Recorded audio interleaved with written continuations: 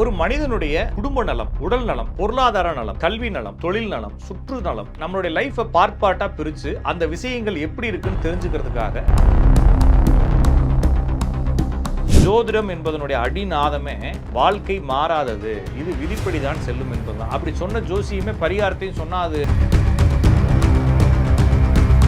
ராஜநாடி விஷயத்துல பரிகாரங்கள் கிடையாது அப்படிங்கிறது இதனுடைய தனித்துவம். பரிகாரங்கள் ஏன் சார் கிடையாது? பரிகாரங்கள் என்பது பொய்யா? பரிகாரங்கள் என்பது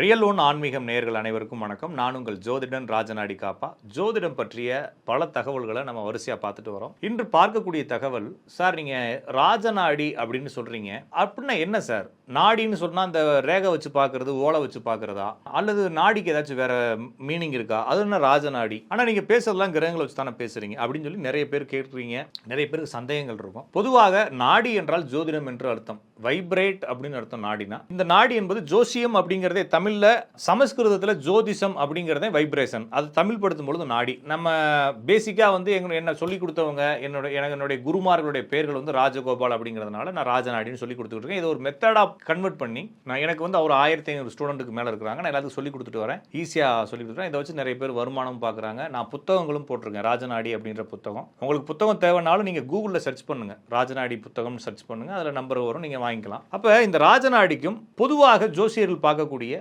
ஜோதிடத்திற்கும் ஏதாவது வித்தியாசம் இருக்கா அப்படின்னா பெரிய வித்தியாசம் இல்லை. எல்லா ஜோசியர்களும் பார்க்கக்கூடியதை பாரம்பரிய ஜோசியம் சொல்லுவாங்க. பாரம்பரிய ஜோசியம்னா வேற ஒன்றும் இல்லை, பராசரியம் அப்படின்னு சொல்லக்கூடிய பராசரர் ஹோரால இருந்து வந்தது. பராசர ஹோரா அப்படிங்கிறது வந்து லக்னம், பாவாதிபத்தியம், ஸ்தான பலம், திருக்கு பலம், நைசர்கிக பலம்னு சொல்லிட்டு சில பல அடிப்படையில் கிரகங்களுடைய அல்லது பாவத்தினுடைய சில தன்மைகளை கண்டுபிடிப்பாங்க. இது எதுக்கு சார் கண்டுபிடிக்கிறாங்க? நான் சொல்றது பேசிக் அஸ்ட்ராலஜி உங்களுக்கு புரிய வைக்கிறதுக்காக சொல்றேன். முதல்ல ஒரு மனிதனுடைய குடும்ப நலம், உடல் நலம், பொருளாதார நலம், கல்வி நலம், தொழில் நலம், சுற்று நலம், நம்மளுடைய லைஃபை பார்ட் பிரிச்சு அந்த விஷயங்கள் எப்படி இருக்குன்னு தெரிஞ்சுக்கிறதுக்காக பாரம்பரிய ஜோசியத்தில் லக்னம், 2ஆம் பாவகம், 3ஆம் பாவகம், 4ஆம் பாவகம் பிரிச்சு பேசுறாங்க. அதை புரிஞ்சுக்கிறதுக்கு கிரகங்கள் எங்க இருந்துச்சு, கிரகங்கள் ஏதாச்சும் புதிய பவர்கள் அடைஞ்சிருக்கா, நைசர்கிக பலம்னு சொல்லக்கூடிய பரிவர்த்தனை வக்ரமாயிருக்கா, அல்லது திருப்பலம் என்னப்படக்கூடிய பல கிரகங்களால் பார்க்கப்படுதா? நைசர்கிக பலம் அப்படிங்கிறது இயற்கையான அந்த கிரகத்தன்மைகளை அது தக்க வச்சுக்கிட்டு இருக்கா? திருக்கு பலம் அல்லது கால பலம், இது மாதிரி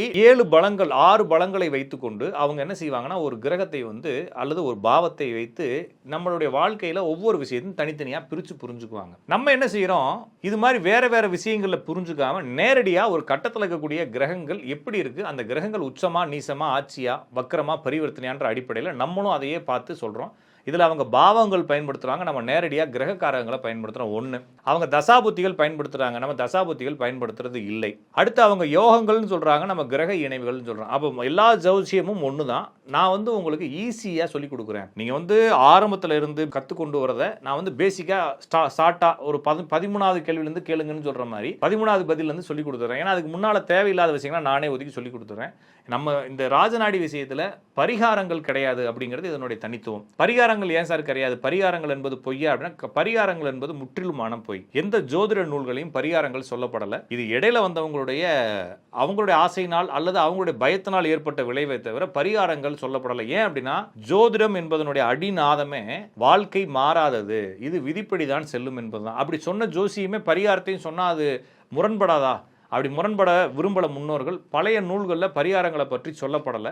இவங்க இடையில வந்தவங்க அதை குழப்பி வச்சிருக்காங்க. அதனால் நான் பரிகாரத்தை பயன்படுத்துவதில்லை. ஏனென்றால் ஜாதகத்தில் இருக்கக்கூடிய விதிகள் தொடர்ந்து நடந்து கொண்டே இருக்கும் என்ற அடிப்படையில் கண்டிப்பாக விதிகள் நடக்கும். அதைத்தான் நான் ராஜநாடி என்ற மெத்தடில் சொல்லி கொடுத்துக்கிட்டு இருக்கேன்.